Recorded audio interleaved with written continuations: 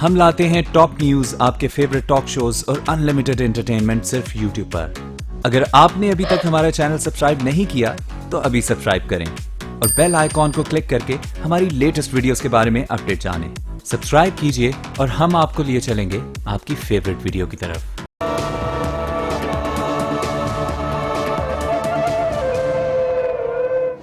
गैरत के नाम पर कत्लो गारतगरी आए दिन का मामूल बनती जा रही है। शब्बीर ने जड़ावाला में इसी किस्म का एक हौलनाक वाकया देखा है। रुकैया का शौहर गुलाम कमर घर पहुंचा तो रुकैया ने अपने शौहर को आंख उठाकर भी नहीं देखा, बल्कि मोबाइल फोन पर कोई गेम खेलने में मसरूफ रही। रुकैया के चेहरे पर गुस्से के आसार थे और वो किसी रोबोट की तरह खेल में मशगूल थी। शौहर ने जूते उतारते हुए कई बार अपनी बीवी की तरफ इस तरह देखा कि शायद वो शौहर की तरफ मुतवज्जो हो जाए, लेकिन बीवी के कानों पर जूं तक नहीं रेंगी और वो फोन पर मसरूफ रही। शौहर खामोशी से अपनी जगह से उठा और बीवी के हाथ से उसका मोबाइल ले लिया। बीवी ने किसी किस्म की मज़ाहमत करने के बजाय आंखें मीच दी। ना सलाम ना दुआ, ऐसी क्या मसरूफियत है तुम्हारी? हाँ है मसरूफियत। गुफ्तगू के दौरान शौहर बीवी का मोबाइल भी इस तरह चेक करता रहा कि बीवी को एहसास ना हो। कुछ खाना वाना मिलेगा या नहीं? कुछ लाकर दिया था घर में, अंडे दूध वगैरह। कुछ बताया था तुमने कि तुम्हें चाहिए गोश्त दूध अंडे वगैरह? बताया था? अरे तो इंसान को खुद एहसास होता है घर में चीजें चाहिए। चीजें तुमको लाकर दी थी मैंने अभी थोड़े दिन पहले ही, वो खत्म हो गया क्या? उसे भी 20 दिन हो चुके हैं और तनख्वाह भी पूरी नहीं दी आपने मुझे। अरे तुम्हें कितने पैसे चाहिए? मुझे एक बार बता दो, तुम्हारे हाथ में पूरी तनख्वाह लाकर रखता हूं मैं, फिर भी तुम्हारा मुंह ठीक नहीं होता। बस अब मैंने सोच लिया है, घर का पूरा खर्चा मैं खुद चलाऊंगा। हाँ हाँ खुशी से चलाएं, मेरी भी जान छूट जाएगी। और ये सारा दिन तुम फोन में क्या लगी रहती हो? हाँ, कहना क्या चाह रहे हो तुम? हाड़े में जाए तुम और तुम्हारा फोन। शौहर पैर पटकता हुआ कमरे से बाहर निकल गया और बीवी जल्दी जल्दी फोन पर मौजूद कुछ पैगामात को डिलीट करने लगी। ये वो पैगामात हैं जो गुलाम कमर की बीवी और उसकी एक सहेली के दरमियान चल रहे थे। गुलाम कमर की बीवी रुकैया अपनी सहेली से अपने शौहर की शिकायत कर रही थी और उस पर शक का इजहार कर रही थी कि शायद इसका शौहर किसी और औरत में दिलचस्पी ले रहा था और घर पर खर्चा नहीं दे रहा था। एक दिन शौहर घर आया तो रुकैया ने तनख्वाह के बारे में दरियाफ्त कर लिया। तनख्वाह मिली? हाँ मिली, लेकिन आधी मिली है। आधी क्यों? कंपनी दिवालिया हो गई है। कंपनी दिवालिया हो गई है, तुम हो गए हो? तुम्हें जो सोचना है सोच लो। आधी तनख्वाह में गुजारा करना है तो करो, आधी तनख्वाह भी मिल जाएगी। अच्छा कर लेती हूँ यकीन। मैं बाहर जा रही हूँ, किचन में खाना रखा है, खा लेना, थोड़ी देर हो जाएगी। सुनो,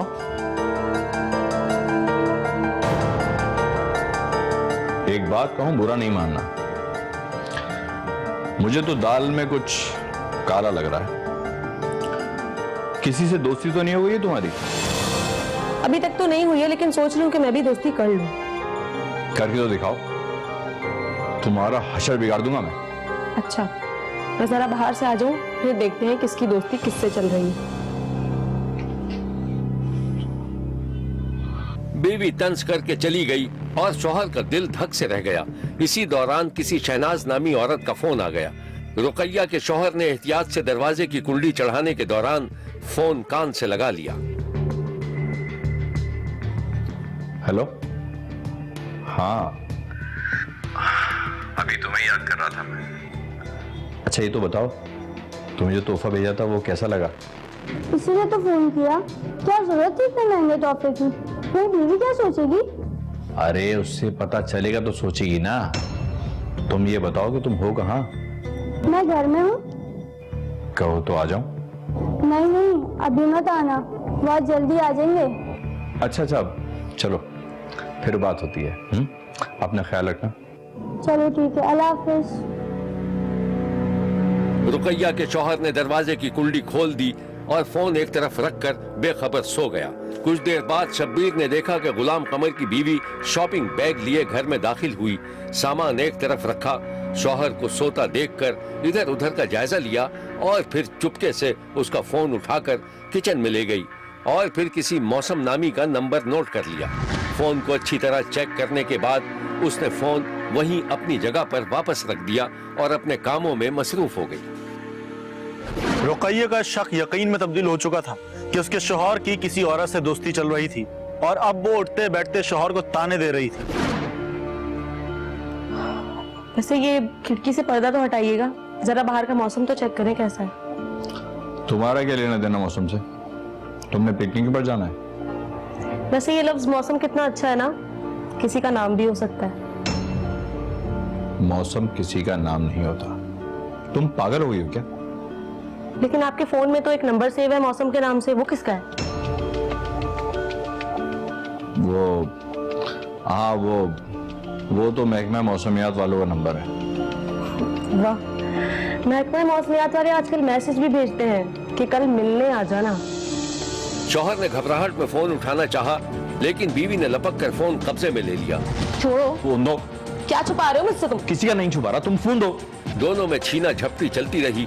बीवी के हाथ की गिरफ्त ढीली पड़ गई। फोन शौहर के हाथ में आया तो उसने अपना फोन जमीन पर पटक कर तोड़ दिया ताकि कोई सबूत ही बाकी न रहे, और फिर कमरे से बाहर निकल गया। उसी रात रुकैया के शौहर ने एक ऐसी फिल्म देखी थी जिसमें दिखाया गया था कि बीवी अपना ऐब छुपाने के लिए बजने लगा। बीवी ने पलट कर देखा तो शौहर फोन निकालकर कॉल काट रहा था। क्यों काट रहे हो कॉल? इतनी रात को किसकी कॉल है? मुझे क्या पता, होगा कोई रॉन्ग नंबर। अच्छा, तो अब मौसम का नाम रॉन्ग नंबर हो गया। तुम पागल हो गई हो क्या? चीखो मत, दिखाओ मुझे, मैं देखती हूँ किसका रॉन्ग नंबर है। छोड़ो, मेरा फोन हाथ लगाने की जरूरत नहीं है। अपने काम से काम रखो।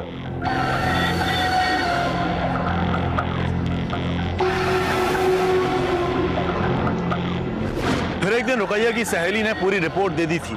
मौसम किसी औरत का नाम था और उसका शौहर उस औरत पर किसी तरीके से पैसे लुटा रहा था। हकायक जानने के बाद रुकैया ने अपना रवैया तब्दील कर लिया था और अब खुश मिजाजी से पेश आने लगी थी। अलबत्ता अब वो अपने शौहर को रंगे हाथों पकड़ना चाहती थी। एक दिन रुकैया ने देखा कि उसका शौहर खूब अच्छी तरह तैयार हुआ है। जब वो घर से निकलने लगा तो रुकैया ने तंजन उसको परफ्यूम भी पेश कर दिया। क्यों? ये किस लिए? आप बाहर जा रहे हैं ना, तो मैंने सोचा कि आपका दिन अच्छा गुजरेगा। तुम कहती हो तो लगा लेता हूँ।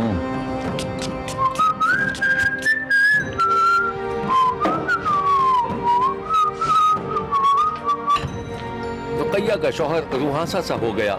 गुलाम कमर घर से निकलकर अपनी मोटरसाइकिल सड़क पर दौड़ा रहा था और इसी मोटरसाइकिल के साथ साथ एक रक्षा भी चल रहा था जिसमें एक औरत मोबाइल फोन कान से लगाए हुए किसी को कोई इत्तला दे रही थी। रुकैया की सहेली ने रुकैया के शौहर का खामोशी से पीछा करके पता चला लिया था कि वो किस फ्लैट में गया था। उधर शब्बीर ने देखा कि इत्तला मिलते ही गुलाम कमर की बीवी घर से निकली और रक्शे में बैठकर सहेली की बताई हुई जगह की तरफ चल पड़ी। फिर शब्बीर ने रुकैया को सीढ़ियां चढ़ते देखा। उसके हाथ में कपड़े का एक बड़ा सा थैला भी मौजूद था। उस रोज रुकैया शौहर को एक गैर औरत के फ्लैट पर देखकर ऐसी आपे से बाहर हुई कि कुल्हाड़ी से शौहर पर हमला कर दिया, जिससे वो मौके पर ही हलाक हो गया था, जबकि वो अजनबी औरत शदीद जख्मी हो गई थी।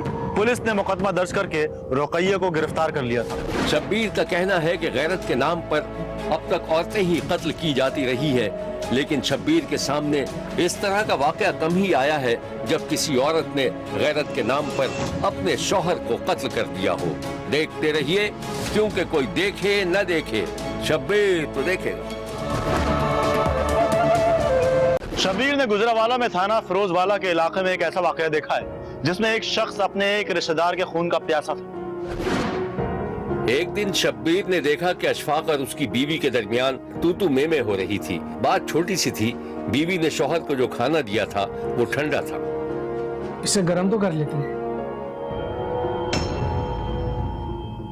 अच्छी खासी गर्म तो है। ये ले, खुद हाथ लगा के देख। ऐसे लग रहा है जैसे बर्फ से दबी रोटी उठा के लाई है। हाँ, तो मेरे पास इतना टाइम नहीं है, इतना तो जाके खुद गर्म कर लो। अच्छा भाई। शौहर अपनी बीवी का मुंह देखता रह गया और बीवी मुंह बनाती हुई वहां से चली गई। शौहर ने खाना एक तरफ रखा और बीवी को मनाने चला गया।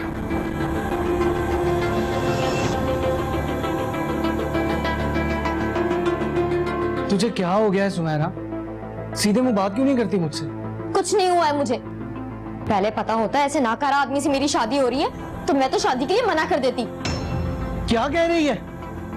कमा के तो लाता हूँ। कितना कमाते हो? 2 महीने से कह रही हूँ कि मेरे पास मेकअप का सामान खत्म हो गया है, पैसे दे दो मुझे। दिए तुमने? बस इतनी सी बात में मुंह बना रही है तू। काम जरा स्लो चल रहा है, पैसे आने दे। सबसे पहले तुझे मेकअप के सामान के पैसे दो। आप खुश? बस बस, ज्यादा मक्खन नहीं लगाओ, जाओ यहाँ से तुम।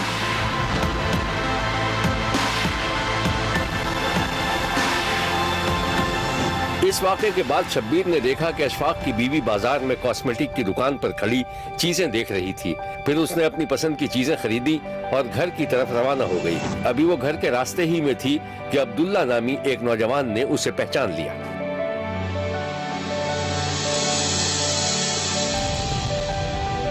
सुनो, तुम सुमेरा हो ना? हाँ अब्दुल्ला, मैं सुमेरा ही हूँ। और बताओ तुम यहाँ कैसे? मैं तो 2-3 साल से मियाँ वाली में ही हूँ। और तुम भी शादी होके यहीं आई हो? हाँ, मैं यही रहती हूँ, उधर चौक के पास। तुम्हें गुजरावाला में देखा था और अब देख रहे हो। वैसे प्यारी हो गई है। खुश तो हो ना तुम यहाँ? हाँ हाँ मैं खुश हूँ। तुम बताओ तुमने शादी की? कैसे होगी? तुमने पता नहीं किससे शादी कर ली। लो और सुनो, अच्छा तुम मुझे अपना नंबर दे दो अगर तुम चाहो। हाँ बिल्कुल, लिखो 0313 011। मैंने बेल दी है। हाँ मेरी। Okay, thank you. चलो ओके बाय। अल्लाह हाफ़िज़। अपने ही इलाके के रिहायशी अब्दुल्ला से अचानक मुलाकात के बाद सुमेरा में काफी तब्दीली आ गई थी और अब वो कभी कभी अब्दुल्ला को SMS भी भेजने लगी। बेइरादा तौर पर सुमेरा का फोन उठा लिया। फिर उसकी नजरें SMS पर पड़ी तो वो चौंक गया। जैसे जैसे वो मैसेज पढ़ता जाता था उसके चेहरे की रंगत उड़ती जाती थी। उसने सुमेरा को झंझोड़ कर उठा दिया। सुमेरा! सुमेरा! क्या हुआ भाई? किसके मैसेज आएंगे? मैसेज? अरे वो अब्दुल्ला के होंगे। मेरे पुराने मोहल्ले में रहता था, कल गली में मिल गया था। क्यों, क्या हुआ? गली में मिल गया और तुमने उसे अपना नंबर दे दिया? हाँ तो इसमें क्या है? तुम्हारी ना जहनियत ही गंदी है। बकवास बंद कर। कई दिनों से नोट करो मैं तेरी हरकतें। अरे तुम्हें हो क्या गया है? कहता हूं बकवास बंद कर।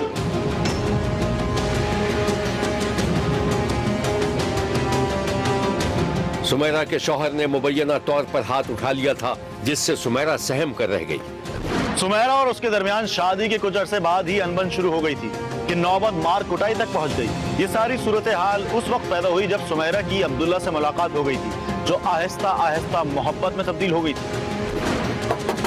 एक दिन शब्बीर ने देखा कि सुमेरा अपने शौहर से लड़ झगड़ कर अपनी माँ के दरवाजे पर खड़ी थी। दरवाजा खुला तो माँ अपनी बेटी को देखकर परेशान रह गई। अल्लाह खैर, इतनी रात को अशफाक कहाँ है?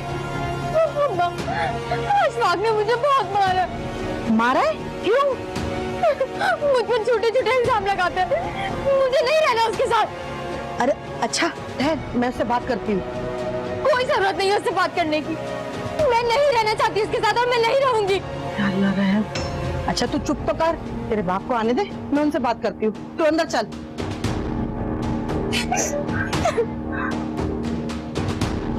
सुमेरा की जिद पर उसके वालिदैन ने खानदान के कुछ लोगों को बीच में डालकर सुमेरा के शौहर को तलाक देने पर मजबूर कर दिया था।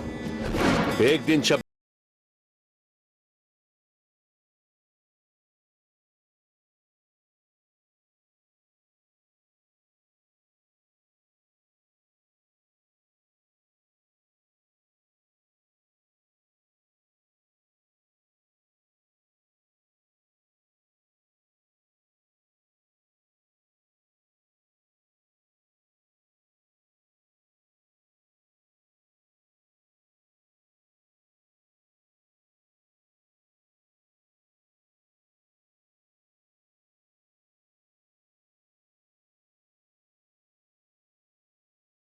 देखे, शब्बीर तो देखेगा। जाओ। घर वालों की जानिब से इनकार के बाद सुमेरा ने मुबैना तौर पर भागकर अब्दुल्ला से शादी कर ली थी। शादी की खबर जब सुमेरा के साबिक शौहर को मिली तो वो सुमेरा के भाई के पास पहुंच गया।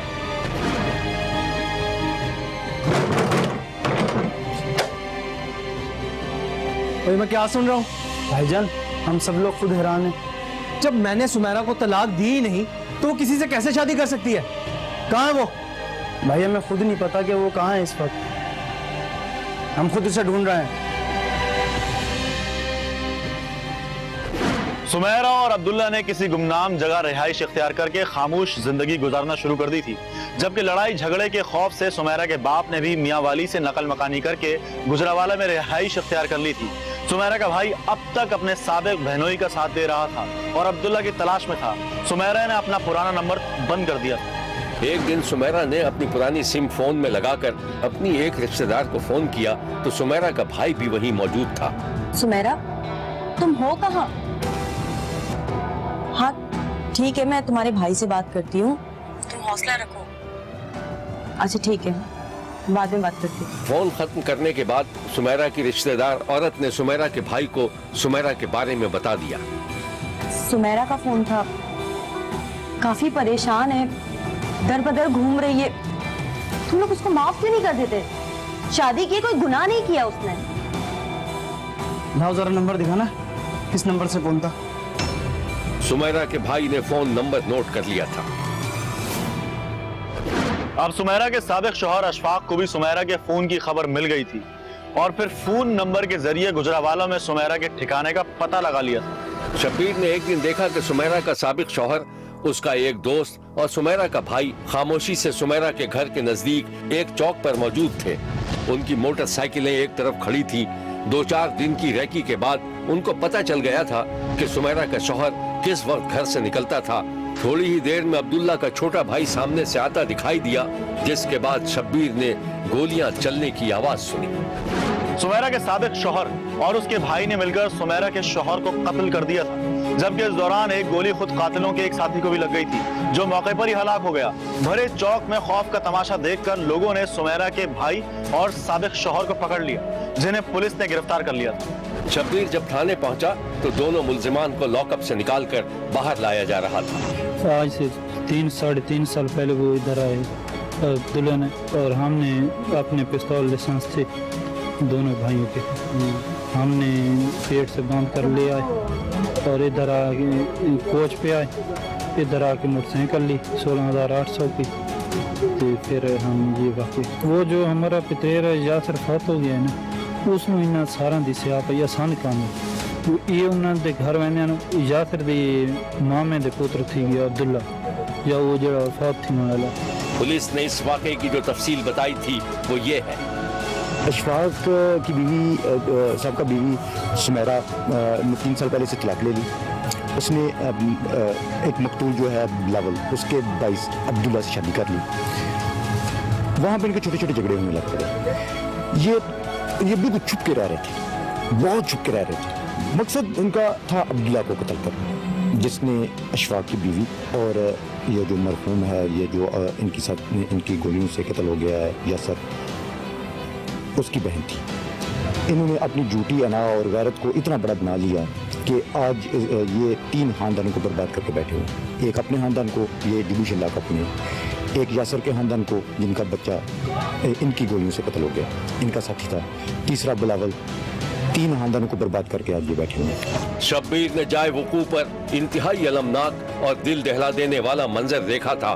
2 इंसान खून में लथपथ पड़े थे और जिंदगी की आखिरी सांसें ले रहे थे, और लोग उन्हें अस्पताल ले जाने के बजाय ये तय करने में लगे हुए थे कि वो कौन लोग थे। शब्बीर ने इस अलमनाक वाकये की शदीद मजम्मत की है और कातिलों को कड़ी से कड़ी सजा देने का मुतालबा किया है। देखते रहिए, क्योंकि कोई देखे न देखे, शब्बीर तो देखेगा। जिंदगी में बढ़ती जरूरतें और जराए आमदनी महदूद हों तो गरीब आदमी इधर उधर से कर्ज उधार लेकर अपने घर के अखराजात पूरे करने की कोशिश करता है। अगर किसी गरीब आदमी को कहीं से कर्ज मिल भी जाए तो उसकी वापसी एक इंतहाई तकलीफ दे अमल बन जाती है। शेखुपुरा के इलाके खानका डोगरा का एक भट्टा मजदूर भी कर्ज के बोझ तले दबा हुआ था। खिजर हयात अपने बाल बच्चों की कफालत के लिए गोजरावाला में एक भट्टे पर काम करता था। दिन भर गर्मी धूप में भारी भारी ईंटें उठा उठाकर वो निढाल हो जाता। तब कहीं जाकर शाम को भट्टा मालिक उसे मजदूरी अदा किया करता था, और मजदूरी भी कितनी, वही 200-400 रुपए। खिजर हयात अपनी उजरत लेकर घर पहुंचता तो उसकी समझ में नहीं आता कि वो इन पैसों का क्या करे। इन पैसों से तो 2 वक्त की रोटी भी नहीं खरीदी जा सकती। वो मुड़े तुड़े नोटों को जेब से निकालकर एक तरफ रख देता और कुछ देर आंखें बंद करके पड़ा रहता। फिर किसी बच्चे के रोने की आवाज सुनकर जाग उठता।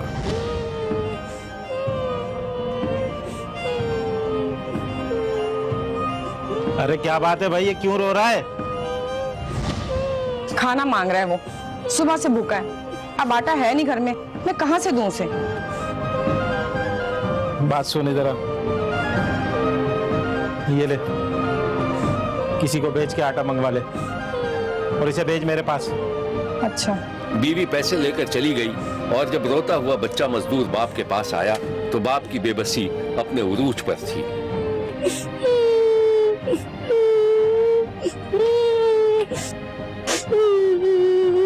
क्या बात है भाई, क्यों रो रहा है तू? भूख लग रही है, सुबह से कुछ खाया नहीं है। अभी तेरी माँ गई है ना आटा लेने, अभी लेके आएगी, पकाएगी, फिर तुझे खिलाएगी। खामोश हो जा, चल जा, जाके उधर बैठा आराम से। बच्चा तसल्ली पाकर चला गया, लेकिन भूख कब तसल्लियों से मरती है। शब्बीर ने खिजर हयात के घर में बारहा ऐसे मनाजिर देखे जब माँ बाप अपने हिस्से की रोटी भी बच्चों को खिला रहे थे। एक बार जोर की बारिशें हुई तो भट्टा मजदूर के घर की छत गिर गई और मजदूर के यहाँ बच्चे आंगन में खुले आसमान के नीचे जिंदगी गुजारने लगे। शब्बीर ने देखा कि खिजर हयात की बीवी और बच्चे खुले आसमान के नीचे खस्ता चारपाइयों पर सिमटे सुकड़े हुए सो रहे थे। किसी के पास तकिया नहीं था और किसी के पास ओढ़ने के लिए चादर या लिहाफ नहीं था। मच्छर मक्खी तंग करते तो आधी आधी रात को बच्चे गहरी नींद से चौंक कर उठ जाते। उस रात भट्टा मजदूर अपने बच्चों को बेचैनी से करवट बदलते देख रहा था। फिर वो बेछत के कमरे में चला गया और आसमान की तरफ देखने लगा। छत डालने के लिए खिजर हयात को 2-2.5 लाख रुपयों की जरूरत थी, लेकिन इतनी बड़ी रकम उसे कौन उधार देता। शब्बीर ने देखा कि भट्टा मजदूर जमीन पर एक दीवार से टेक लगाए पूरी रात जागता रहा। सुबह हुई तो वो बीवी को जगाकर काम पर निकल गया। शाम को काम खत्म करने के बाद जब सेठ ने उसे मजदूरी देने के लिए बुलाया तो सेठ को ऐसा लगा जैसे मजदूर उससे कुछ कहना चाहता हो। सलाम सेठ। वालेकुम सलाम। हाँ भाई खिजर, काम हो गया सारा? हाँ सेठ, सारा निपटा दिया। हाँ, ये ले भाई तेरी आज की मजदूरी। क्या बात है खिजर है, आप कुछ कहना चाह रहा है? सेठ, हिम्मत तो नहीं है पर मजबूरी है। हाँ हाँ बोल, क्या हुआ? वो सेठ, बारिश में ना कमरे की छत गिर गई है, मेरे बच्चे घर से बेघर हो गए, छत डलवानी है। ये तो बड़ा बुरा हुआ। हाँ सेठ, अगर 1 लाख रुपए कर्ज मिल जाता ना तो मैं छत डलवा दूंगा। नहीं, मैं 1 लाख रुपए तुझे दे तो दूं, लेकिन तू चुकाएगा कैसे? पिछले भी 2 लाख रुपए। सेठ, आप बिल्कुल फिक्र नहीं करो, मैं यहाँ डबल काम कर लूंगा। और मेरा बेटा भी है, वो भी यहाँ पे काम करेगा। आपका पाई लौटा दूंगा। चल ठीक है, मैं तुझे 1 लाख रुपए देता हूँ, और पिछले 2 लाख रुपए हैं, ये 3 लाख रुपए हो जाएंगे तेरे ऊपर। 1 साल का टाइम दूंगा, बोल चुका सकेगा? हाँ सेठ, मैं चुका दूंगा। थोड़ी देर इंतजार कर, मैं मंगाता हूँ पैसे तो। सेठ, अल्लाह आपका भला करे सेठ। सत्तार, 1 लाख रुपए ले आओ वहां से, बैठ में देता हूँ तुझे।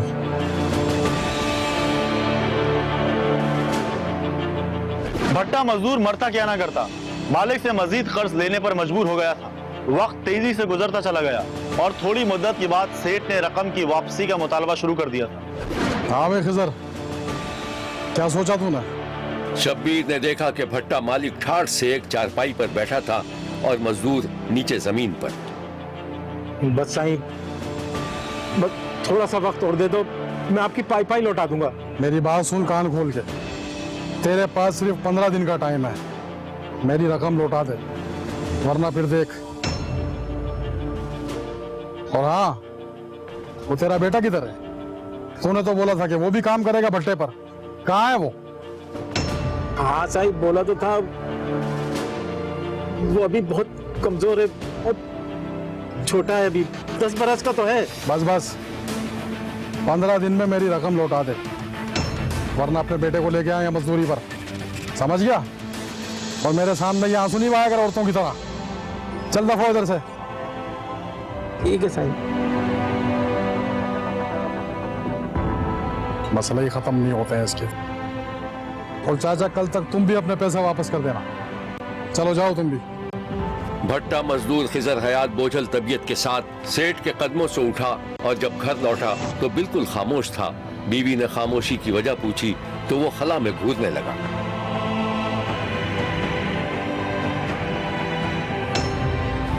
क्या बात है, किस सोच में गुम हो? मेरा बेटा कहाँ है?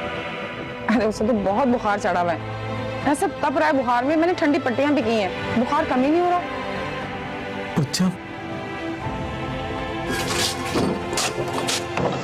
बाप अपने बेटे के पास पहुंचा तो बेटा नीम गुनूदगी के आलम में था।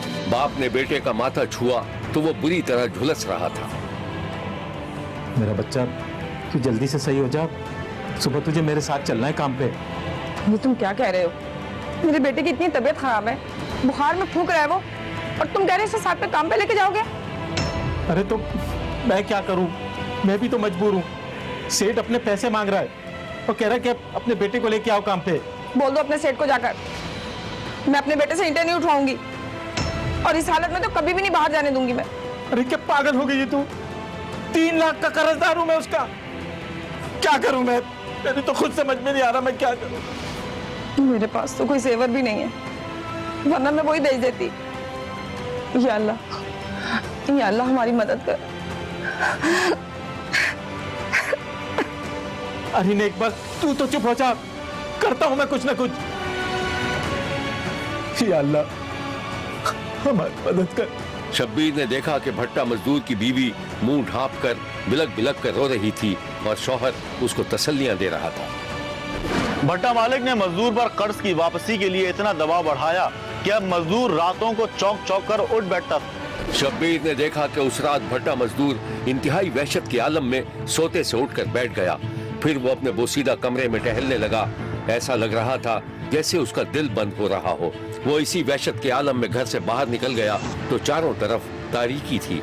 कुछ देर बाहर दहलीज पर बैठने के बाद वो दोबारा घर के अंदर आ गया और अपने बेटे का माथा छूकर देखने लगा। एक दिन शब्बीर ने देखा कि भट्टा मजदूर जलाने वाली लकड़ियों का गट्ठर सर पर उठाए घर वापस आ रहा था कि उसके बहनोई ने साइकिल रोककर उसे आवाज दे दी। ओ खिजर हयात, खिला दे मेरे को, मैं ले चलता हूँ, साइकिल पे रख। अरे नहीं रहने दे। कहाँ से आ रहे हैं? ताल पे गया था लकड़ियां लेने। क्या बात है, कुछ परेशानी है क्या? हाँ, थोड़ी परेशानी है। बता क्या परेशानी है? 3 लाख से ऊपर का कर्जा हो गया है। सेठ बार बार तकाजा कर रहा है, समझ में नहीं आ रहा कहाँ से दूं इतना पैसा। 3 लाख? देख, मेरी नजर में एक काम है, अगर तू करता है तो मैं बताता हूँ तुझे। क्या काम है? मेरा एक दोस्त है, वो ना गुर्दों का काम करता है, और ये एक गुर्दा निकलने से ना कुछ नहीं होता, कोई तकलीफ नहीं होती, और पैसे भी अच्छे मिल जाते हैं। अच्छा ये बता, कितने पैसे मिलेंगे? 3.5 लाख रुपए। 3.5 लाख? भट्टा मजदूर खिजर हयात सोच में पड़ गया। उसे यूं लगा कि जैसे वो अचानक मर गया हो और उसकी बीवी बच्चे आहो बुका कर रहे हो।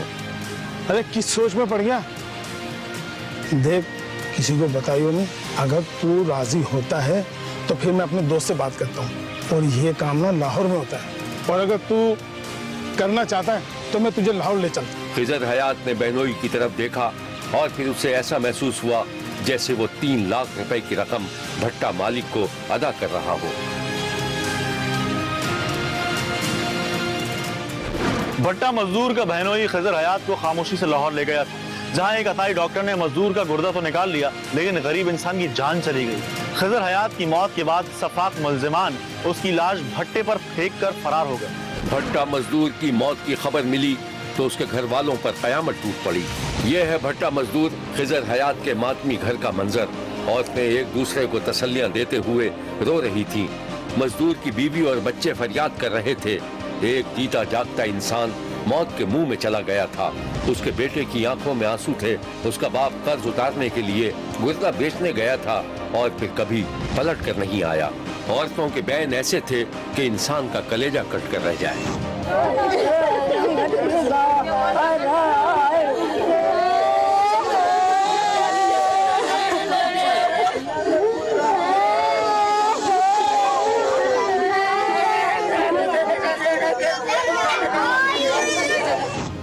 घर का सारा साजो सामान मौजूद था, लेकिन वो नहीं था जो भट्टा मालिक का कर्ज उतारने के लिए घर से निकला था।